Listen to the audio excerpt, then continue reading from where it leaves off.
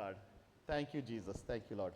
तो 50-50 हम बात कर रहे थे 50-50 की, हालेलुया।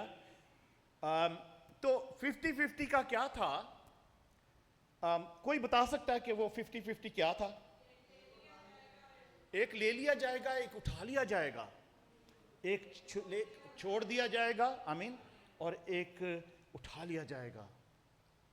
तो एक ले ली जाएगी, एक उठा ली जाएगी, तो दोनों का छोड़ दी जाएगी और एक उठा ली जाएगी। तो मेंस लेडीज दोनों के लिए है, बच्चों के लिए भी, बड़ों के लिए भी। बच्चे हमारे पाक हैं, और बच्चे जब तक वो मैच्योर नहीं होते पूरे तौर पर, स्पेशली 12 साल तक की उम्र तक जब तक नहीं पहुंचते, 12 साल की एक उम्र होती है, 12 ईयर ओल्ड के बच्चे मैच्योर होते हैं, उनको अच्छी तरह अच्छे और बुरे की तमीज़ कर सकते हैं, आमीन, 12 साल तक की उम्र में। और वो एक उम्र अच्छी होती है बच्चों के लिए कि वो डिसीजन करें कि वो खुदावंद यीशु को कितना जानते हैं, कितना नहीं। तो हमारे बच्चे हैं हमारे पास, हमारी कलीसिया में 12 साल हमारी बेटियां हैं, बेटे भी हैं। और तो माँ बाप दुआ किया करें, हम भी दुआ किया करते हैं कि हमारे बच्चे जो हैं, क्योंकि माहौल ऐसा है यहाँ पे, स्कूलों की तालीमें ऐसी हैं, सेकुलर तालीमें, कि वो खुदा से हटा के किसी और तरफ लेकर जाते हैं। तो हम दुआ करें अपने बच्चों के लिए भी, ऑलवेज दुआ करें। हमने बहुत अजीज़ो, खुदा का कलाम हमें बताता है कि हम स्पेशली रोज़ा रख के अपने बच्चों के लिए दुआ करें, उनका नाम लेकर, उनके लिए ख़ास रोज़ा रख के, एक एक बच्चे के लिए अलग अलग रोज़ा रख के दुआ करें। क्योंकि ज़रूर है कि हम सब, जो खुदावंद यीशु मसीह आने वाला, कोई भी रह ना जाए, कोई भी। ऑफ कोर्स जो हम 50-50 कह रहे हैं कि आधे रह जाएंगे, आधे चले जाएंगे, आधे जाएंगे यीशु के पास, पर हम, और जो आधे रह जाएंगे ना, उसके लिए ऐसा है कि उनको बड़ी मुसीबत में से गुजरना पड़ेगा। बाइबल में जैसा लिखा है, उन बातों को भी सीखेंगे आने वाले टाइम में, इसी साल में उन बातों को भी सीखेंगे कि जो रह जाएंगे उनको बड़ी मुसीबत में से गुजरना होगा, गुजरना पड़ेगा। उनको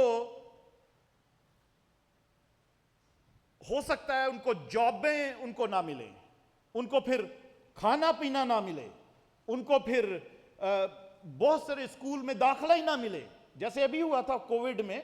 जो वैक्सीन लगवाएगा उसको सारी चीजें जो कुछ कर सकते हैं, ऐसा ही होगा। एक्चुअल में ऐसा ही होगा कि जो वैक्सीन या वो अबलीस की छाप लेगा, बेशक ये एक वैक्सीन जो था कोविड का, ये एक तजर्बा था उन्हीं लोगों का जिन्होंने ऐसा करना है एंड टाइम्स में।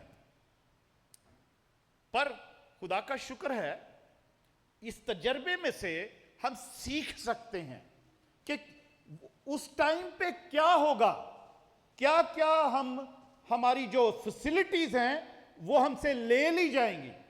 हो सकता है मेडिकेड बंद हो जाए, कोई इंश्योरेंसेस बंद हो जाए। अगर आपने जो दुनिया को कंट्रोल कर रही होगी शख्सियत, उसने सारी दुनिया को फिर कंट्रोल करना है। वो सिर्फ अमेरिका में या इंग्लैंड में या ऑस्ट्रेलिया में या पाकिस्तान में नहीं, उसने, एक ही शख्स ने सारी दुनिया को कंट्रोल करना है, और सारी दुनिया के लिए उसने एक ही कानून बनाना है कि ये लॉ है, ये काम करना है, ये आपने करना है, तो आपको ये मिलेगा, खाना मिलेगा, रोटी मिलेगी, जॉब मिलेगी, स्कूलों में दाखले मिलेंगे, या जो कुछ भी होगा। और वो ऐसी चीज, कोई वैक्सीन के जरिए या किसी भी तरीके से, वो चिप के जरिए या कुछ भी हमारी बॉडी में वो डाल दिया जाएगा, जिसके जरिए वो कंट्रोल करेंगे।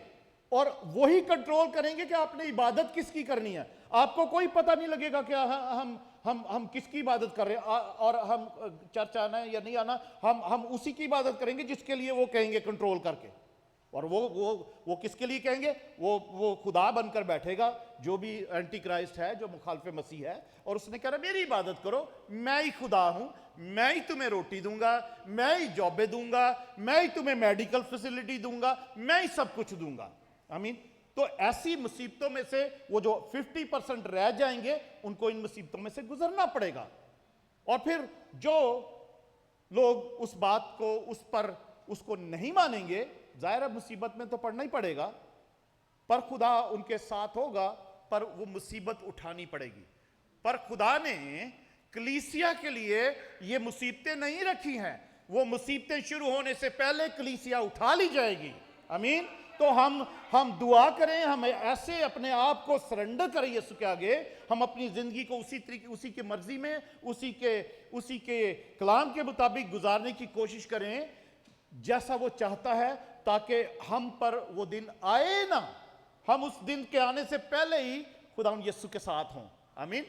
चाहे हम जिंदा उठाए जाएं, चाहे हम उसके आने से पहले ही हमारी जिंदगी खत्म हो जाए, फिर भी उसके साथ ही हो। हालेलुया, उसके साथ ही हो। और ये बड़ी खूबसूरत बात है। आमीन। तो लास्ट संडे हमने यही सीखा था, तो आज आगे चलते हैं। उससे दो लोगों का जिक्र किया गया था। खुदावंद यीशु मसीह जिक्र करते हैं मत्ती की इंजील में 24 बाब में, और लूका में भी ऐसा है कि नूह के दिनों में जैसा नूह के दिनों में होता था। हम उस आयत को पढ़ लेते हैं। मत्ती 24 बाब, मैथ्यू चैप्टर 24, और उसी फिर आगे हम चलेंगे। मत्ती 24 बाब और उसकी 37 वर्स हम पढ़ेंगे। खुदा उनके पाक कलाम में से यूं लिखा है, कोई नहीं जानता, ना आसमान के फरिश्ते, ना बेटा, मगर सिर्फ बाप। जैसा नूह के दिनों में हुआ, वैसा ही इब्ने आदम के आने के वक्त होगा। जैसा नूह के दिनों में हुआ, वैसा ही इब्ने आदम के आने के वक्त होगा। और फिर जो लूका है, इसी हवाले के साथ हम लूका की इंजील में अगर चलते हैं 17 बाब, 17 चैप्टर, लूक चैप्टर 17, और उसकी हम अगर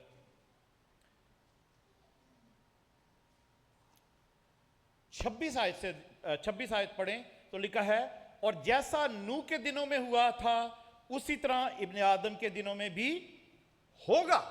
जैसे नूह के दिनों में हुआ था, वैसा ही इब्ने आदम के दिनों में होगा। और इसके साथ लूका जो है वो 28 आयत में एक और बात का जिक्र करता है, और जैसा लूत के दिनों में हुआ था कि लोग खाते पीते और खरीदो फरोख्त करते और दरख्त लगाते और घर बनाते थे, लेकिन जिस दिन लूत सदूम से निकला, आग और गंधक ने आसमान से बरसकर सबको हलाक किया। इब्ने आदम के जाहिर होने के दिन भी ऐसा ही होगा। तो जैसा लूत के दिनों में हुआ, जैसा नूह के दिनों में हुआ, ऐसा ही होगा। तो आइए हम पैदाइश की किताब में चलते हैं, उसका 6 बाब, नूह के दिनों के बारे में देखते हैं कि उन दिनों में क्या हुआ, जो कि आज हमें उसके लिए खबरदार रहना है कि हमारी जो जिंदगी का जो खुदा के साथ रिलेशनशिप है वो कैसा है, वो क्या है, और उस वक्त जो कुछ हुआ जिसकी वजह से खुदा को सारी दुनिया तबाह करनी पड़ी, सबको खत्म करना पड़ा। और इसी तरीके से अब भी होने वाला, उस वक्त क्या हो रहा था नूह के दिनों में, जो खुदा को ऐसा करना पड़ा कि आगे को ना हो। नूह जो रास्तबाज था, आगे फिर से रास्तबाजी की नस्ल शुरू हो, पर और सारी दुनिया जो करप्ट हो चुकी थी, बदी से भर चुकी थी, नाफरमानी से भर चुकी थी, गुनाह से भर चुकी थी, बदकारी से भर चुकी थी, वो सारी दुनिया खत्म हो जाए और नूह के सबब से आगे फिर से रास्तबाजी और रास्तबाज लोग जो हैं वो आगे फिर उनकी नस्लें चलें। पर देखते हैं क्या हुआ। पैदाइश 6 बाब,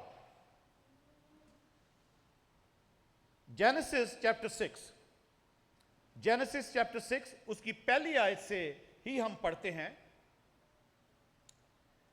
लिखा है, जब रुए जमीन पर आदमी बहुत बढ़ने लगे और उनके बेटे बेटियां पैदा हुई, बेटियां पैदा उनके बेटियां पैदा हुई, बेटे भी पैदा हुए थे, और बेटियां पैदा हुई तो खुदा के बेटों ने आदमी की बेटियों को देखा कि वो खूबसूरत हैं और जिनको उन्होंने चुना उनसे ब्याह कर लिया। तब खुदावन ने कहा कि मेरी रूह इंसान के साथ हमेशा मज़ाहमत ना करती रहेगी, क्योंकि वो भी तो बशर है, तो भी उसकी उम्र 120 बरस की होगी। उन दिनों में ज़मीन पर जब्बार थे और बाद में जब खुदा के बेटे इंसान की बेटियों के पास गए तो उनके लिए उनसे औलाद हुई। यही कदीम ज़माने के सूरमा हैं जो बड़े नामवर हुए और खुदावन ने देखा कि ज़मीन पर इंसान की बदी बहुत बढ़ गई है। क्या बढ़ गई है? बदी बहुत बढ़ गई और उसके दिल के तसव्वुर और ख्याल सदा बुरे ही होते हैं। तब खुदावन ज़मीन पर इंसान को पैदा करने से मलूल हुआ और दिल में गम किया, और खुदावन ने कहा कि मैं इंसान को जिसे मैंने पैदा किया रुए ज़मीन पर से मिटा डालूंगा, इंसान से लेकर हैवान और रेंगने वाले जानवर और हवा के परिंदों तक, क्योंकि मैं उनके बनाने से मलूल हूं। मगर नूह खुदावन की नजर में मकबूल हुआ। हालेलुया। खुदावन के कलाम के पढ़े और सुने जाने पर उसकी बरकत हो, आमीन। ओके, तो हम देखते हैं यहां पर 44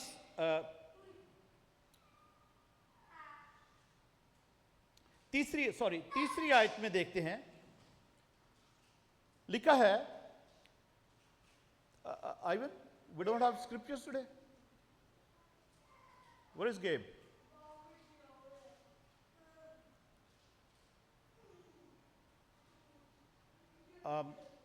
तीसरी आयत में लिखा है, तब खुदावन ने कहा कि मेरी रूह इंसान के साथ हमेशा मजम्मत ना करती रहेगी, क्योंकि वो भी तो बशर है, तो भी उसकी उम्र 120 बरस की होगी। अजीजों, 120 बरस, ये 120, जैसे बाइबल में 40 का नंबर बड़ा बहुत सारी बातें उसके साथ मुंसलिक हैं, तो 120 के साथ भी ऐसा ही है।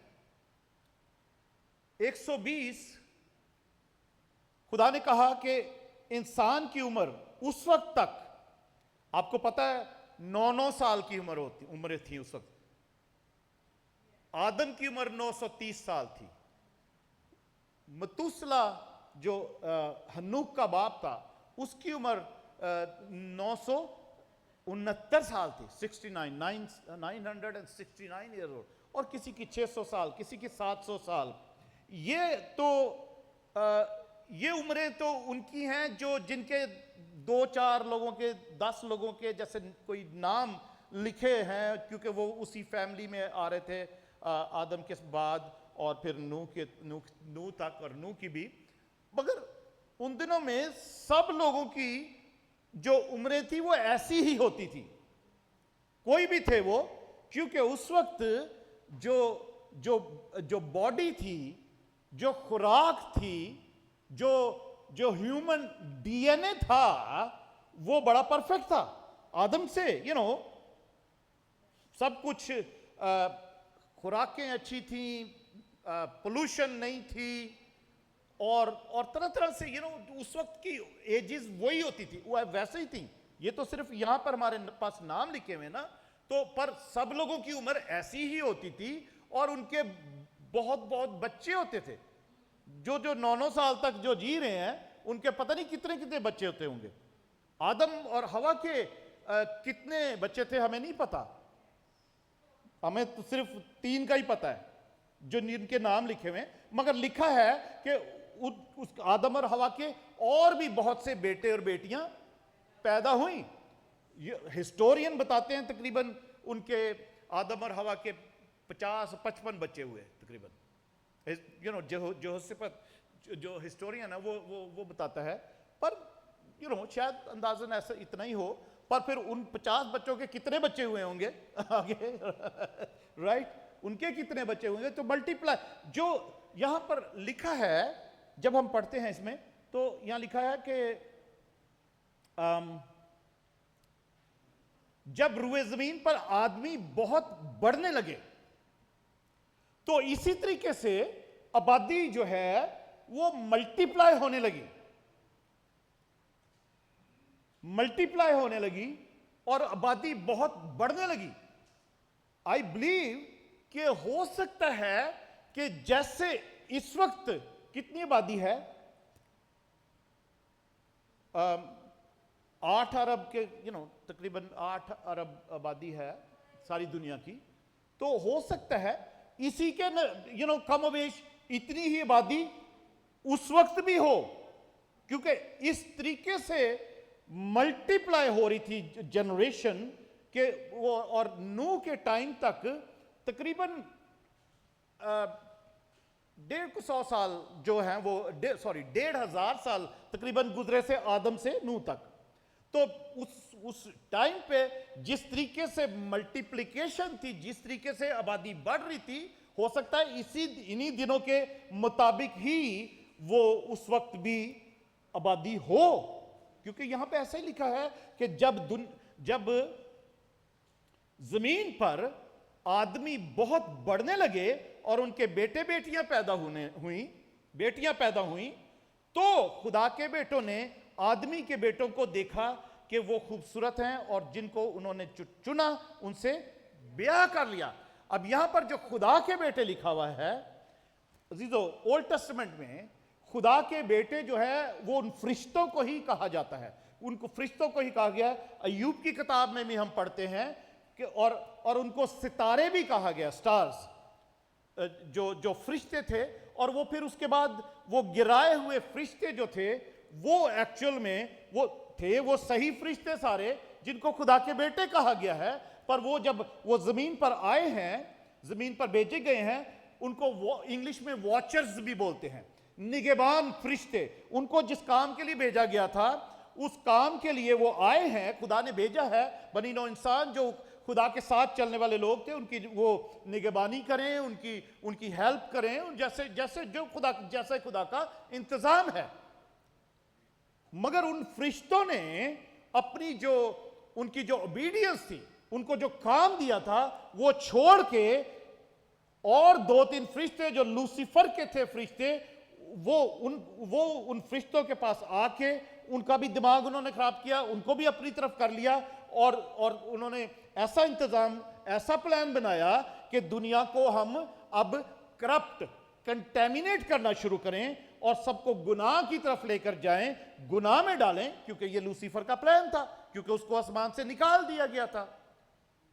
और किस तरीके से करा, कितने फरिश्ते थे वो, ये सब कुछ जो है हमारे पास जो ये बाइबल कैनन में जो किताबें हैं, तौरात और जो नबियों के सहीफे हैं, और बाकी उसके बाद इंजील भी है, ज़बूर हैं, हिस्ट्री की किताबें हैं, इसमें उन चीज़ों का जिक्र नहीं है कि वो फरिश्ते कौन थे, कितने थे, कौन कौन से फरिश्तों ने जो बगावत की और दूसरे फरिश्तों के भी माइंड खराब करके अपने साथ मिला लिया, और उनको भी इस बात की असाइनमेंट दी, साथ मिलाकर उनसे बाकायदा मीटिंग्स की, ओथ लिए कि तुम जमीन पर हमारे लिए काम करो और जमीन को कंटेमिनेट करो, गुनाह में डालो और जो इंसानी नस्ल है उसको असल में खराब करो, और उनसे इंसानी नस्ल जो जो जो गिराए हुए फरिश्ते थे, उन्होंने आदमी की बेटियों को देखा। अब यहां पर जो जैसे लिखा है ना, खुदा के बेटों ने, तो खुदा के बेटों ने आदमी की बेटियों को देखा कि वो खूबसूरत हैं, और जिनको उन्होंने चुना उनसे ब्याह कर लिया। तो वो फरिश्ते जो थे, अब फरिश्ते स्पिरिट होते हैं, राइट, रूहें हैं सारी। फरिश्ते तो बेटियों के साथ शादी नहीं कर सकते, औरतों के साथ शादी नहीं, रूह तो नहीं कर सकती, पर रूह को ऐसा ही है कि वो किसी और आदमी में दाखिल होकर उस किसी भी खूबसूरत लड़की को अपने लिए चुन ले और उनसे ब्याह कर ले, और वो ब्याह कर लेगी, क्योंकि अब वो जो फरिश्ता है, वो रूह है, वो एक्चुअल में बदरू है, डीमन जिसको बोलते हैं, डिमोनिक पावर है। तो वो दूसरी जिसको भी उसने पसंद किया उसके माइंड को भी कंट्रोल करेगी फिर वो, और उससे वो ब्याह कर लेगी। और फिर उनसे जो नस्लें पैदा हुई, वो नस्लें यहां पे लिखा है कि वो बड़े बड़े जायंट्स होते थे, जिनको एनाकीम भी कहा जाता है, और जिनको यहां पर जब्बार लिखा हुआ है, नेफलिम जिनको इंग्लिश में बोलते हैं। और वो बहुत बड़े बड़े आदमी, और 6-6 उंगलियां उनकी और पांव की, और बड़ी जिसामत वाले लोग वो पैदा होने शुरू हो गए। बड़े बड़े देव हैकल लोग जो हैं, जायंट्स, वो पैदा होने शुरू हो गए। और वो नस्लें इसी तौर पर जो फरिश्ते थे, यानी वो अबलीसी फरिश्ते जो डीमंस थे, वो और इंसानी नस्ल का डीएनए करप्ट हो गया, वो शैतानी नस्लें पैदा होनी शुरू हो गई, और उन्होंने सारी दुनिया में गुनाह जो है, वो उस वक्त जो नूह का टाइम था, उस सारी दुनिया में गुनाह को स्प्रेड करना शुरू कर दिया। और ये सब बातें अजीजों, मैं हनूक की किताब है जो इस बाइबल में नहीं है, वो खुदावंद यीशु मसीह से तकरीबन 200-300 साल पहले लिखी गई थी। हनूक तो आदम से तीसरी पुश्त में था, जो कि 300 साल तक तो खुदा लिखा है खुदा के साथ चलता रहा। उसकी उम्र 365 साल थी, और वो जिंदा आसमान पर उठा लिया गया था। और फिर उसने बहुत सी रोया देखी, तो उसकी कुछ ऐसी बातें जो उसको पता थी, जो खुदा के साथ चलने के साथ साथ शायद उसने उस वक्त लिखी थी या क्या, वो चलती चलती चलती चलती आगे तकरीबन 200 से 300 बीसी में, यानी खुदावंद यीशु मसीह के 200 साल या 300 साल पहले हनूक की किताब लिखी गई, और उसमें ये सब बातें लिखी हुई हैं। ये यहूदी, बहुत से यहूदी लोग,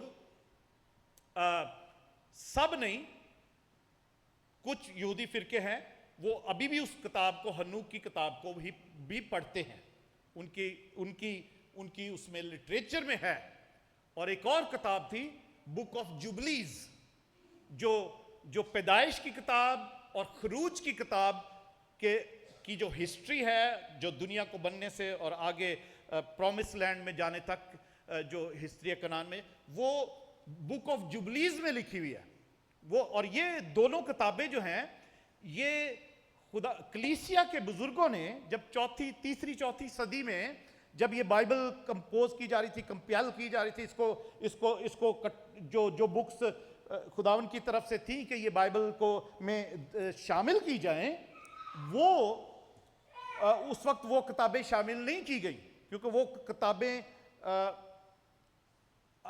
ऐसी थी कि उसमें बहुत सी ऐसी बातें थी जो कि आसमानी जो शैतान का भी किंगडम है, जो खुदा के किंगडम की बातें, जो कि इंसानों के लिए जो मालूम करना मुमकिन नहीं थी और उनको मालूम होनी भी नहीं चाहिए, वो बातें उन किताबों में ऐसी लिखी हुई हैं। तो हनूक की किताब जो है, वहां पर ये हमें सारी चीजें मिलती हैं कि वो फरिश्ते कितने थे, कौन थे, क्या क्या नाम थे उनके, और कैसे कैसे उन्होंने दुनिया में ये करप्शन और गुनाह को फैलाया है। हम उसकी स्टडी कर सकते हैं अगर कोई प्राइवेटली मेरे साथ करना चाहे तो, मगर मैं सिर्फ आपको रेफरेंस के तौर पर बता रहा हूं कि ये सब बातें उसमें लिखी हुई हैं। और इसमें हमारे पास बाइबल में भी यहूदा की जो किताब है छोटी सी मुकाशफा से पहले, उसमें यहूदा ने हन्नूक की किताब का जिक्र किया है, क्योंकि उसमें हन्नूक की किताब के 3 हिस्से हैं, इनक 1, इनक 2, इनक 3। तो उसमें खुदावन यीशु मसीह के आने के बारे में कि वो कैसे आएगा, अपने हजारों हजार फरिश्तों के साथ आएगा, उसका भी जिक्र है, उसका भी सारा वो उसमें लिखा हुआ है, जैसा हम मुकाशफे में पढ़ते हैं। मगर उसमें भी ऐसी, इसलिए यहूदा कहता है कि खुदावन यीशु मसीह जो अपने हजारों हजार फरिश्तों के साथ वो आएगा और किस तरीके से आएगा, तो यहूदा उसका जिक्र करता है हनूक की किताब का, मगर हमारी बाइबल में वो हनूक की किताब नहीं है। और इसी तरीके से कुछ अपाक्रफा की किताबें जिनको कहा जाता है हिस्ट्री की किताबें, वो रोमन कैथोलिक बाइबल में हैं जरूर। ये वाली हनूक की किताब और बुक ऑफ जुबलीज नहीं है, मगर कुछ और मकाबियों की किताब है और किताबें हैं जो हिस्ट्री की किताबें हैं, वो रोमन कैथोलिक बाइबल में है। क्योंकि इस बाइबल में 66 बुक्स हैं, कितनी है? 66 हैं। और रोमन कैथोलिक बाइबल जो है उसमें तकरीबन 72 बुक्स हैं, 72 किताबें हैं, जो कि एडिशनल हिस्टोरिकल बुक्स हैं, जिसमें हमें बहुत सारी बातें जो डैनियल की किताब में लिखी हैं वो वहां पर मिलती हैं। मैंने एक दफ़ा बताया था आपको, सारा पढ़ के भी बताया था कि कहाँ कहाँ लिखी हुई हैं। तो हमें बहुत सारी चीज़ें अजीजों हिस्ट्री में से सीखने को मिलती हैं। तो यहाँ पर तो हमारे पास इतनी बातें नहीं है कि नूह के दिनों में क्या हुआ, मगर वो बहुत सारी और एक दो किताबें हैं जिसमें ये लिखा हुआ है कि नूह के ज़माने में और क्या क्या हुआ। वो जो खुदा के बेटे, जो फरिश्ते जिनको कहा गया डिमोनिक जो एंटिटीज़ थी, उन्होंने कैसे करप्शन जो है, कंटेमिनेशन जो गुनाह है ज़मीन पर जो है वो फैलाया है।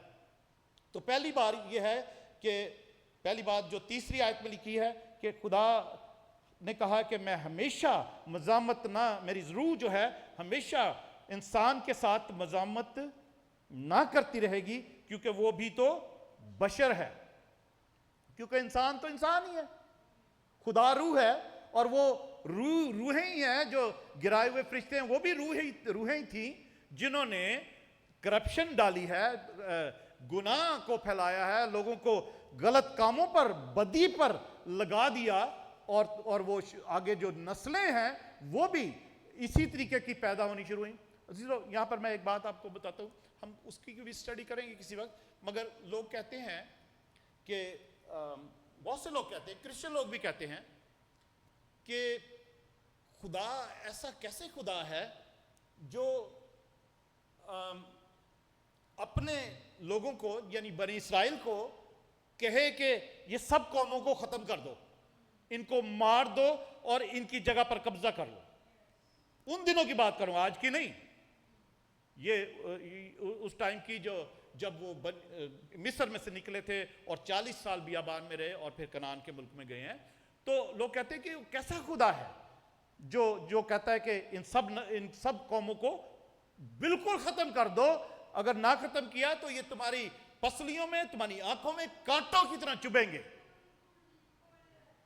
तो अजीजों, वो इसलिए खुदा ने कहा था क्योंकि ये सारी जो कौमें थी, नस्लें थी, ये सारी वो थी जो डिमोनिकली, जो शैतानी नस्लें थी, जो जिनमें वो बड़े बड़े जायंट्स, जो जाति जूलियत जैसे लोग जो थे, वो सारी नस्लें ऐसे ही थी। आपको अगर आप बाइबल पढ़ते हो तो आपको पता होगा कि यरू के शहर जब देखने के लिए मूसा ने भेजा था, जो जासूस भेजे थे, 12 भेजे थे, तो उसमें से जो 10 थे ना, उन्होंने आके कहा ना ना ना ना भाई, हम खुदा ने तो कहा कि जाओ तुम वहां पे, उनके ऊपर कब्जा करो उस मुल्क पे, हम नहीं जाने वाले, हम तो उनके आगे टिड्डों की तरह नजर आते हैं। तो अगर एक आदमी मेरे साथ कोई 9-10 फुट का बंदा खड़ा होगा, 11 फुट 12 फुट तक के, तो मैं तो टिड्डा सा ही नजर आऊं, हम तो टिड्डा ही नजर आएंगे ना उनको। तो वो उन्होंने ऐसी, मगर जोशुआ और कैलेब को खुदा ने ऐसी हिम्मत और ईमान दिया था। उन्होंने कहा, 2 ने सिर्फ कहा था कि ना ना कोई बात नहीं, खुदा हमारे साथ है, हम यरू को भी सर करेंगे और सारी जितनी भी वो जगह है कनान का मुल्क, उसको हम ले लेंगे और उन नस्लों को खत्म कर देंगे, क्योंकि खुदा हमारे साथ है। खुदा इन जाति जूलियत के जैसे बड़े बड़े जायंट से कहीं बड़ा है। Hallelujah, praise God. तो उनके अंदर एक ऐसा ईमान था और वो नस्लें आगे तक बहुत देर तक चलती रही।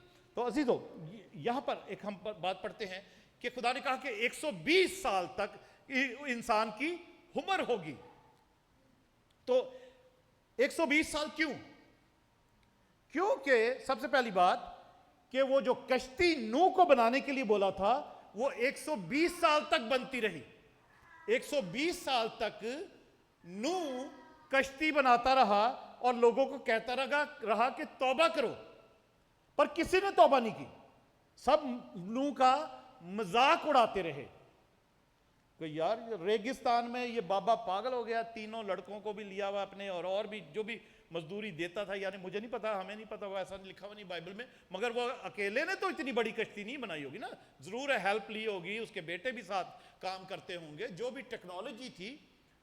और अजीजों, हम है तो वो रेप्लिका ही जो केंटकी में है, यहाँ पर हमने वो देखी है नूह की कश्ती जो उन्होंने बनाई है यहाँ पर, और उसकी जो लंबाई चौड़ाई जो है, ऊंचाई, वो उसी की जितनी है जितनी नूह ने कश्ती बनाई थी। तो हम वो देख कर आए हैं कश्ती, और उसके अंदर किस तरीके से वो खाने और कमरे और जानवर कैसे रखे थे, कैसे उनको खाना दिया।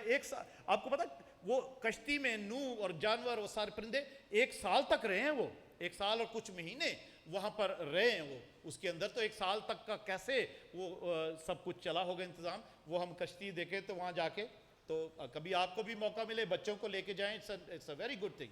आई मीन, बच्चों को एक बार पहले स्टोरी का पता हो नूह की क्या है, तो बच्चे जाएंगे तो they will enjoy, I mean they will enjoy the arc of नोआज arc. उसका नाम है नोआज आर्क एक्सपीरियंस के नूह की। तो 120 साल तक वो नूह मुनादी करता रहा, बाइबल में लिखा हुआ है ऐसा। तो किसी ने तौबा नहीं की, और आखिर वो तूफान आया और फिर उनको लोगों को पता भी नहीं लगा कि क्या हो रहा है। वो तूफान आया जब तक, तो सबको बहा के ले गया, फिर लोग चिल्ला रहे थे। फिर तो इन दिनों में भी ऐसा ही होगा जीजो। यीशु ने जो कहा है, जैसा नूह के दिनों में हुआ ऐसे ही इब्ने आदम के दिनों में भी होगा। जैसे लूत के दिनों में हुआ वैसे ही इब्ने आदम के आने पर भी होगा। लूत के दिनों में, जैसे मैंने लास्ट संडे को भी बताया था, कि वो लूत जहां रहता था सदूम और उमूरा में, वहां पर भी लोग जो थे उनका डिफरेंट लाइफस्टाइल था।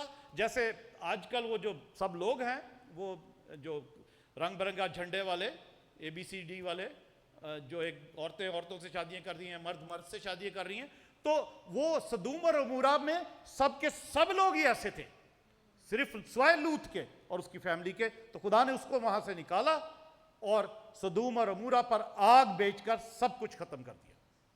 तो अजीजों, आज भी वो कम्युनिटी जो है वो बढ़ती चली जा रही है, आपको सबको पता है, बढ़ती चली जा रही है। अजीजों, मैं दुआ करता हूं, आप भी मां बाप होते हुए दुआ करें कि स्कूलों में यह सिखाया जा रहा है, स्कूलों में यह सिखाया जा रहा है कि आप, लड़कों को सिखाया जा रहा है आप लड़की बन सकते हो, लड़कियों को सिखाया जा रहा है लड़के बन सकते हो, और कुछ भी आप कर सकते हो। कोई आपको, आपके माँ बाप नहीं रोक सकते, आपको कोई नहीं रोक सकता, आपकी जो मर्जी है वो करो। अजीजों, बहुत ही जो ये खराब वक्त है, ऑलरेडी शुरू हो चुका है ये वक्त। दुआ अपने बच्चों के लिए आपने दुआ करनी है कि आपके बच्चे किसी को ना माने, अपने बच्चों को यीशु के लहू में कवर करें, अपने बच्चों को खुदा उनके आग में कवर करें, कि ये शैतानी जो तालीम है, ये शैतानी जो दावत है, ये शैतानी जो एजेंडा है आपके बच्चों में, हमारे बच्चों में, किसी के बच्चों में ये काम ना करे, जो कि नूह के दौर में और लूत के दौर में कर रहा था काम। आई मीन, क्योंकि वो शैतानी चीजें हैं जो काम करती हैं। और यहां पे ऐसा लिखा है 45 आयत में लिखा है, सॉरी 4 आयत में, सॉरी, और उन दिनों में जमीन पर जब्बार थे और बाद में, उन दिनों में भी थे और बाद में भी। यहां पर मैं आपको एक बात बताता हूं, उन दिनों में तो उन्होंने जो कुछ करना था कर दिया, वो जितनी भी दुनिया उस वक्त थी, जितने भी शैतानी फरिश्तों ने गुनाह फैलाना था फैलाया, पर बाद में नूह के तूफान के बाद में भी वो फिर पैदा हुए और फिर उन्होंने फिर से वो सब कुछ उसी तरीके से करना शुरू कर दिया। क्योंकि जो यरू है या वो कनान का मुल्क है, वहां पर जब जाति जूलियत और ये इस किस्म के सारे वो जो लोग हैं, दाऊद के टाइम पे उन्होंने 5 जो ऐसे बड़े थे उनको मारा था, 5 थे वो, उनके अलग अलग नाम लिखे हुए हैं, और उस जगह पे सब ऐसे ही लोग होते थे। तो वो तूफान के बाद भी थे, तूफान के बाद भी उन्होंने वो काम शुरू कर दिए थे। पर जो तूफान के वक्त में, तूफान से पहले जिन फरिश्तों ने जो गुनाह फैलाया था, जो नस्लें करप्ट की थी, गलत मलत कर दिया था, उनको खुदा ने तारीख गारों में बंद कर दिया। उनको नहीं, फिर वो आगे नहीं कर सकते थे, क्योंकि इंसान तो सब मारे गए ना, वो चाहे वो 10-10 फुट के थे, जिस्म में तो थे ना, पर उनके अंदर जो वो बदरूएं थी वो तो नहीं मरी। पानी के तूफान से डूब के तो बदरूएं नहीं मरती, वो बदरूएं नहीं मरी। तो पर वो फरिश्ते जो थे, खुदा उनके कलाम में 2 जगह लिखा हुआ है कि खुदा ने उन नाफरमान फरिश्तों को तारीख गारों में अदालत के दिन तक बंद कर दिया। पर वो जो रह गए थे, जैसे मैंने बताया कि हन्नूक की किताब में लिखा हुआ है, तो उन लोगों, उन फरिश्तों ने, उन शैतानी तारीकी की तासीरों ने दोबारा से नूह का तूफान खत्म होने के बाद भी, सेत नूह के 3 बेटे थे, उसके भी 3 बेटे थे, ठीक है। तो सेत को छोड़ के सिम, हाम और याफत 3 बेटे थे, ठीक है। तो याफत या सेत जिसको बोलते हैं, उसकी नस्ल में से खुदा यीशु मसीह भी पैदा हुए हैं। बाकी जो सिम और हाम थे,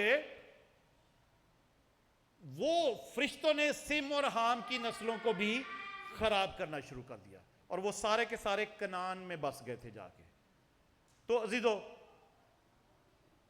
इसलिए यहां पे जैसा लिखा कि नूह के दिनों में वो जब्बार और वनाक और वो जो फरिश्ते जिन्होंने कंटेमिनेट किया था, वो तूफान के बाद भी उन्होंने फिर ऐसा किया है। यही कदीम जमाने के सूरमा हैं, जो बड़े नामवर हैं, वो आज भी काम कर रहे हैं। पर आजकल, आज के वक्त में उन्होंने अपने कद को छोटा कर लिया है। आपको पता है, फरिश्तों के पास ये पावर्स होती हैं कि वो अपने आप को चेंज कर सकते हैं। वो इंसानी शक्ल में आपको जाहिर हो सकते हैं।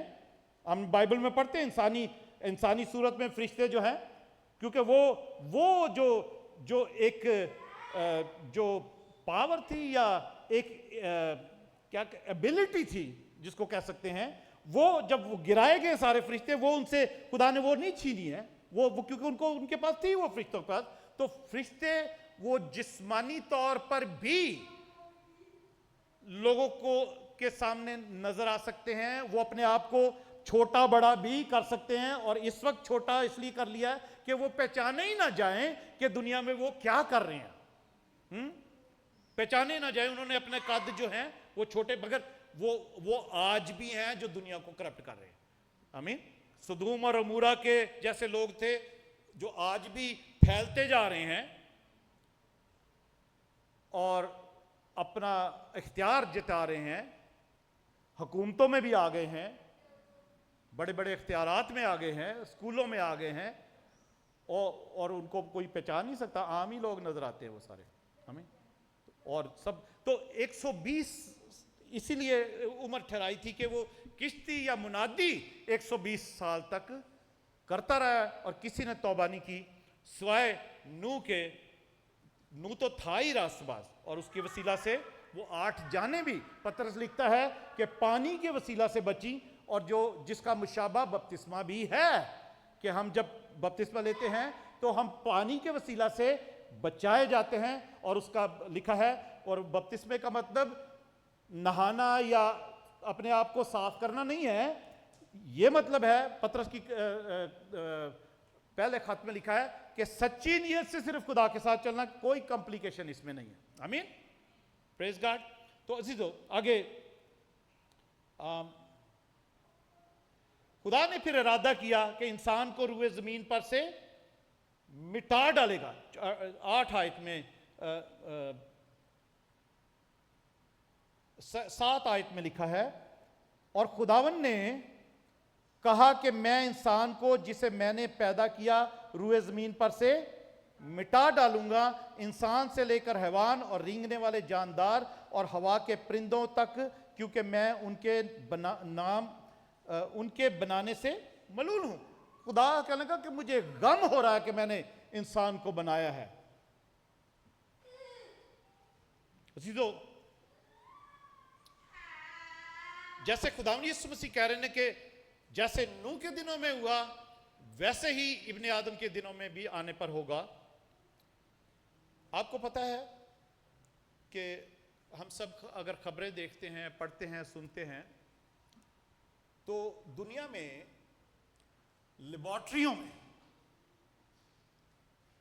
लेबोरेटरीज में क्या क्या हो रहा है। जानवरों, एक जानवर से दूसरे किसी जानवर को अटैच करके उसकी आगे जो कुछ उसका पैदा किया जा रहा है, कुछ इंसानों को जानवर के साथ डीएनए मिला के कुछ पैदा किए, ये सब वो हैवान, बीस्ट और वो चीजें पैदा की जा रही हैं जो उन दिनों में, नूह के दिनों में उन शैतानी फरिश्तों ने पैदा किया था। इस वक्त ये लैब्स में हो रहा है, और उन मुल्कों की लेबोरेटरियों में जिन पर किसी का कोई जो भी करते रहो आप कोई नहीं पूछेगा। चाइना है और बहुत सारे मुल्क हैं ऐसे, आप कुछ भी करते रहो कोई नहीं पूछने वाला, कोई गवर्नमेंट आपको कुछ नहीं कहेगी आप क्या कर रहे हो क्या नहीं कर रहे, क्योंकि उनका अपना एजेंडा उसमें शामिल है।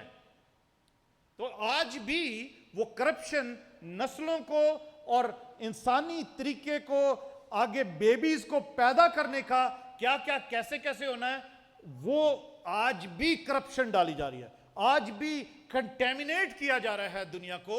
और अजीजों, इस वक्त तो बहुत सी ऐसी कोविड के टाइम से तो आगे को जो उस वक्त भी शादियां हुई हैं, आज हम कितने जोड़ों को जानते हैं जिसमें हमारी बेटी खुद भी शामिल है कि बेबी नहीं हो रहे, औलाद ही नहीं हो रही।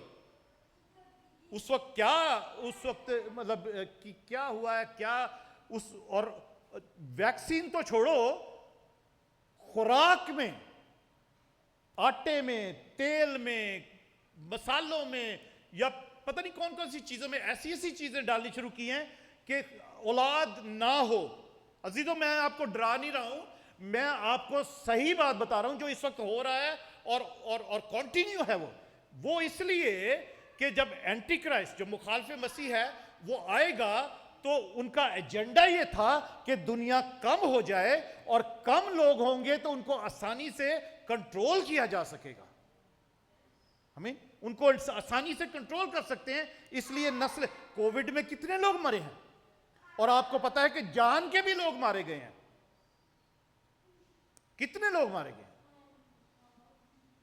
इन्फेक्शन से भी मरे और मारे भी गए हैं, इसलिए कि दुनिया को कम करने का वो एक एजेंडा था, एक ट्रेलर था, एक ट्राई थी कि कैसे हम कर सकते हैं, ताकि जितने कम दुनिया में लोग होंगे उतने ज्यादा हम आसानी से कंट्रोल कर सकते हैं उसको।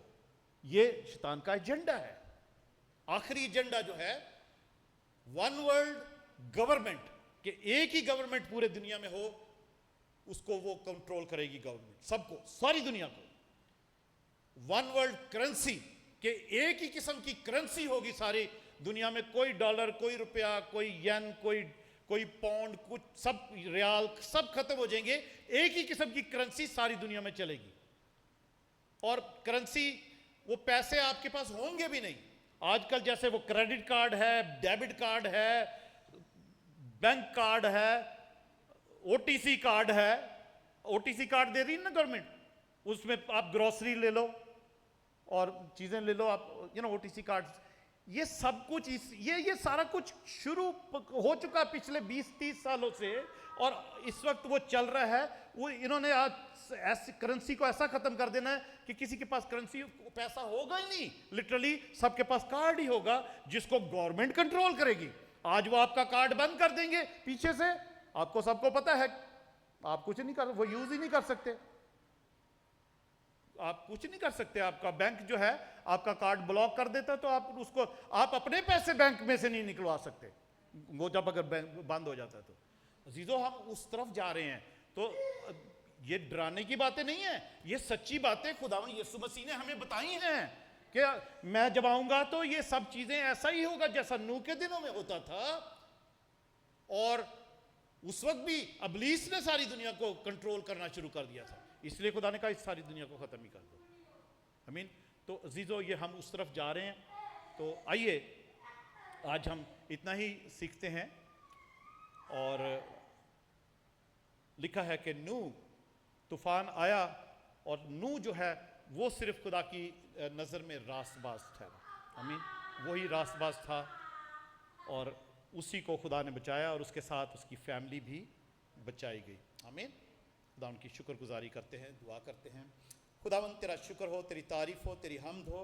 खुदावंद यीशु, इस वक्त तेरी हजूरी में हम सब आए हैं।